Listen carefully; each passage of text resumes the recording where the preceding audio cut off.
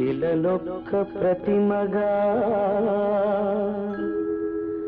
మలచింది నీవే, ఆ ప్రతిమనే దైవముగా కొలిచింది నీవే.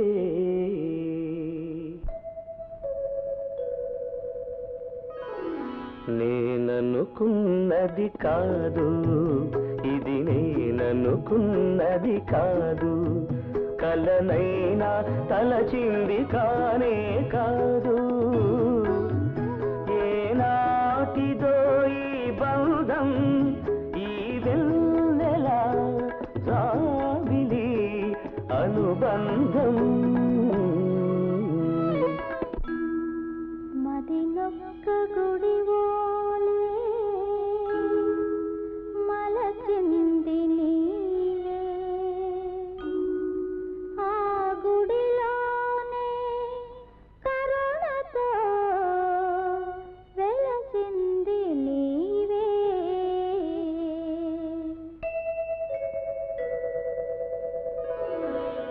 నేననుకున్నది కాదు ఇది, నేననుకున్నది కాదు, కలనైనా తలచింది కానే కాదు. ఏనాటిదో ఈ బంధం, ఈ వెన్నెల జాబిలి అనుబంధం.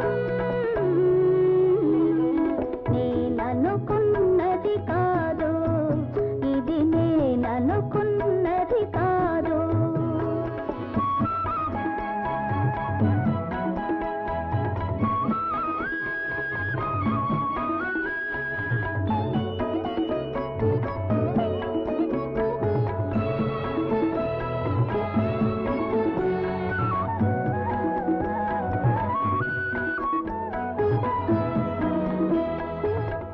నీ చెంతగా ఇన్నాళ్ళున్నా నిన్ను చేరుకోలేదు, ఎదుట ఉన్న పారిజాతం ఎదను చేర్చుకోలేదు.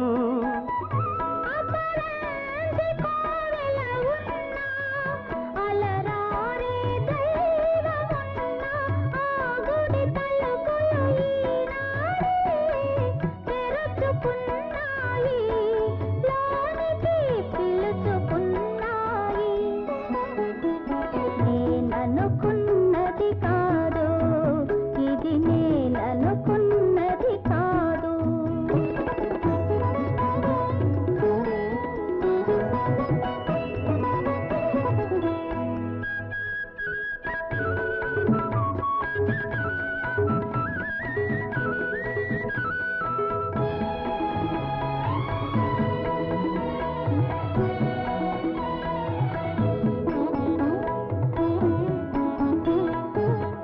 కడలి నిండ నీరున్నా కదలలేని నావను నేను, అడగాలని మదిలో ఉన్నా పెదవి కదలలేకున్నాను.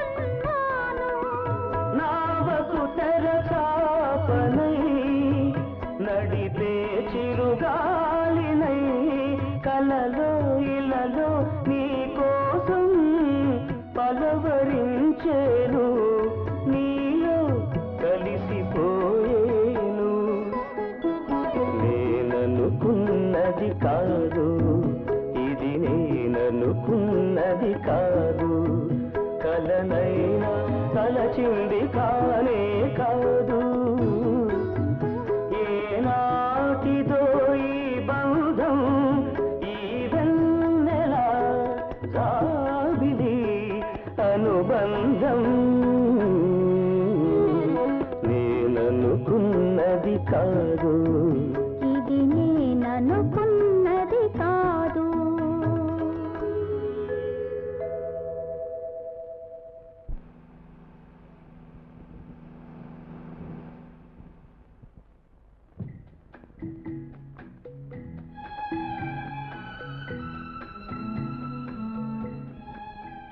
బాబు గారు భోజనం తినొచ్చా? ఎక్కడ? నీకు అనవసరం. రోజు తయారు చేస్తున్నానండి, వృధా అయిపోతుంది. పోతే పోయింది, మాసమే కదా.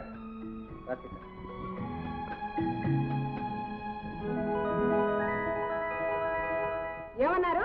ఆస్తి స్వాధీనం చేయాలా? అసంభవం. నా కంఠంలో ప్రాణం ఉండగా ఇంట్లోంచి పూచి పుల్ల కూడా కదలనివ్వను. మీ నోటీసులతో నన్ను బెదిరించలేరు. బెదిరించేది నేను కాదు, చట్టం. మీ వారు రాసిన వీల్నామా ప్రకారం ఈ సింహగిరి వంశానికి చెందిన సమస్త స్థిర చరాస్తులు శ్రీమతి సీతాదేవి గారికే చెందాలి. మీరు మర్యాదగా ఒప్పగించకపోయినట్లయితే కోర్టు వారి దగ్గరుండి ఆ పని పూర్తి చేయిస్తారు. చట్టం నీకే కాదు, మాకు తెలుసు. నిజంగా తెలిస్తే అలా మాట్లాడరు. మాటలు కాదు నరసింహారావు గారు, చేసి చూపిస్తా. కోర్టులో స్టాండ్ తీసుకుంటాం. అదంత తేలిక కాదు లక్ష్మీ వరప్రసాదరావు గారు. ఎందుకు కాదు? మా బావగారు వీలునామాలో ఆస్తి సింహగిరి వారి వారసులకే చెందాలని రాశారు. ఆ సీతాదేవి పెళ్ళైన తర్వాత నిడుముక్కల సీతాదేవి అయింది. అప్పుడు మీరు ఆస్తిని అప్పచెప్పారు. ఇది చల్లదని తెలుసుకుంటా. ఏ అమ్మాయికైనా పెళ్ళయిన తర్వాత ఇంటి పేరు మారటం అనేది అనాదిగా వస్తున్న ఆచారం. అదీగాక మీ బావగారు వీలునామా రాసినప్పుడు ఆ అమ్మాయి సింహగిరి వారేగా. ఈ ఆర్గ్యుమెంట్లన్నీ కోర్టులో చెద్దురుగా, ఇక్కడ కాదు. మేము ఈ కేసులో గెలిచినా ఓడినా నెల పట్టొచ్చు, 6 నెలలు పట్టొచ్చు, కొన్ని సంవత్సరాలే పట్టొచ్చు. అంతవరకు ఈ ఆస్తి మా అధీనంలోనే ఉంటుంది, ఉండి తీరుతుంది. అంతేనంటారా? క్షణక్షణానికి మారేది నిర్ణయం కాదని ఒకప్పుడు తమరే అన్నారు, గుర్తుందా? సరే.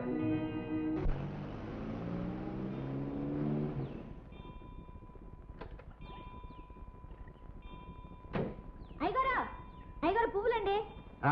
ఇవాళ బ్రహ్మాండంగా పూజ చేయాలి. ఇవ్వు. ఈ సొట్టంతా ఇమ్మంటారా?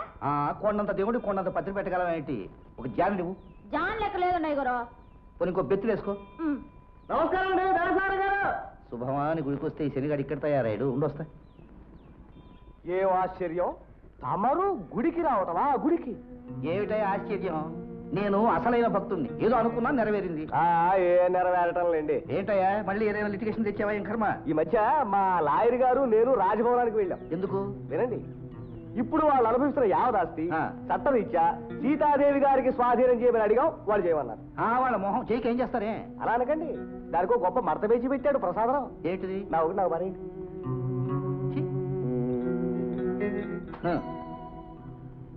తొందరగా చెప్పు.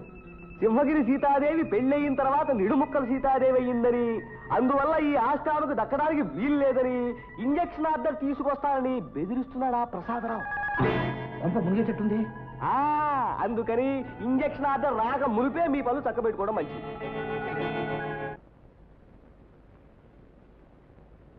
వాడు ఇంకా రాలేదట్రా? ఎవరి కోసం అండి? చాలా కోపంగా ఎదురు చూస్తున్నట్టున్నారు. రావుకోసమే. దయచేయి. నాకంత మర్యాద ఎందుకులేండి. ఎందుక? నెత్తికెక్కించుకున్నందుకు. ఏంటి ఈ మధ్య రాణి గారు తమరు షికార్లు కొడుతున్నారట, భోజనానికి ఇంటికి రావటం లేదట, ఖర్చు పెంచేశారట. అబ్బే ఏం లేదండి, వంట బాగాలేకపోతేను అప్పుడప్పుడు హోటల్లో. అవును, రాజా భోజనం వండి వడ్డిస్తుంటే ఎలా బాగుంటుంది? తమరు పెరుగులో పుట్టి నేతిలో పెరిగినవారు కదా. అది సరే, ఆ అమ్మాయిని వెంటేసుకుని ఎందుకు తిరుగుతున్నావు? పాపం ఆ అమ్మాయి ఉట్టి అమాయకురాలండి. ఎంతకాలం ఒంటరిగా పడి ఉంటుందని. అందుకని జంటగా తిరుగుతున్నావా? తప్పే ఉందండి, ఎంతైనా భార్య కదా. ఏమన్నావు? భార్య? మీరే కదండి దేవుడు ముందు భాజా భజంత్రీలతో అగ్నిసాక్షిగా తాళి కట్టించారు. అవును, కట్టించాను. కానీ ఆనాడే చెప్పాను, మనం ఆడేది ఒక నాటకం అని, అందులో నీది ఒక పాత్రని, ప్రేమకు గేమకు తావు లేదని మరీ మరీ చెప్పాను. సరే, ఈ రోజుతో నీ పాత్ర పూర్తయింది. కిరాయి డబ్బులు తీసుకుని వెళ్ళి పోతాను, కానీ నా భార్యను వెంట తీసుకుని మరీ పోతాను. ఏంటి? అవును, ఏ రాత్రికి ఆ రాత్రి వదిలేసిపోవటానికి ఇది ఒకనాటి భాగవతం కాదు.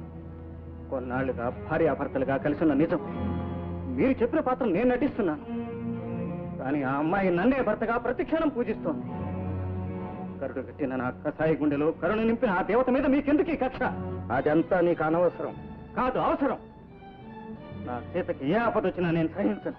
రంగా, నాకు తెలియక అడుగుతాను, ఇప్పుడు నువ్వు ఒలకపోస్తున్న ప్రేమంతా ఆ అమ్మాయి మీదనా, ఆ అమ్మాయికి వచ్చిన ఆస్తి మీదనా? ఆస్తి వచ్చే వరకు నమ్మిన బంటులాగా నటించావు. ఆస్తి వచ్చిన తర్వాత నాకు ఎదురు దిగి నాకే ద్రోహం తలపెట్టావు. ద్రోహం? ఎవరికి ద్రోహం?